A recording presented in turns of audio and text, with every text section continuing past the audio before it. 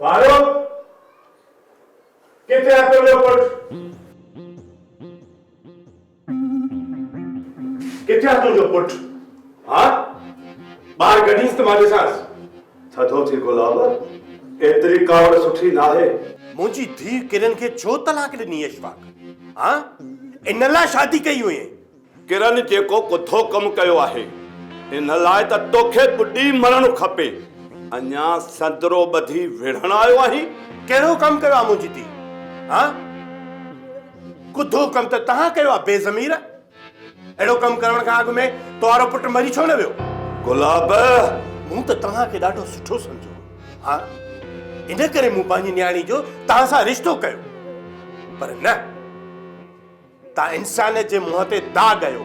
बस गुलाब बस वधीक हिकु लफ्ज़ भी न ॻाल्हाइजांइ न त रत में विंजारे घर मोकिलींदोसांइ। रत मुंहिंजी न पर तुंहिंजी वंदी तुंहिंजी। हा वन गुलाब वन वन पंहिंजे वञी धीअ खां पुछ त उनखे इशफाक छो तलाक ॾिनी आहे। किरण का छा पुछा क्या? छा पुछा क्या? हाँ सॾु कर पंहिंजे गैरती पुट खे त पंहिंजी बेगैरती जो बयान पाण अची ॾिए। छा तव्हां में इहो सभु कुझु ॿुधण जी सघ आहे? ॿुधी सघंदो इहो?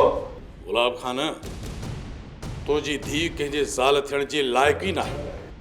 किरण मुंहिंजो मासूम पुटु अगवा करायो आहे ऐं उन फोन ते रहमान जी रिहाई जे बदिले मूंखां किरण जे तलाक जी घुर कई आहे। इहे सभु किरण जा खेल आहिनि। छा तोखे अञा ॿुधायां तोखे त तुंहिंजी धीउ छा न कयो आहे। तुंहिंजी धीउ तुंहिंजे ई भाइटे इब्रार खे मारायो आहे। इहो सभु कूड़ा इहो सभु कुझु इल्ज़ाम आहे मुंहिंजी धीउ जे मथां बहतान आयो। इहो सच आहे त हुन पंहिंजे सौट ते बि रहम न खाधो। भई मूंसां ज़िंदगी कीअं गुज़ारींदी गुलाब खान? किरण कातिल आहे डॉक्टर इब्रार जी ऐं मुजरिम आहे मुंहिंजी। तुंहिंजी धीउ खे वर जी ज़रूरत न आहे।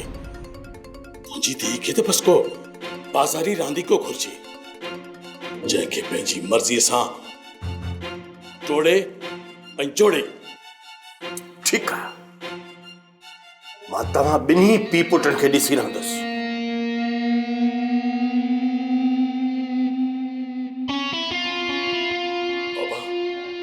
बाबा ख़ुदा जे वास्ते किरण खे चओ त मूंखे मुंहिंजो पुटु वापसि कराए ॾे। उन जेको चाहियो सो त थी वियो, पर मुंहिंजो पुटु रहमान अञा छो कोन मोटियो आहे। पुत्र तूं परेशान न थी, मां पाण ई रहमान खे ॻोल्हे लहंदुसि।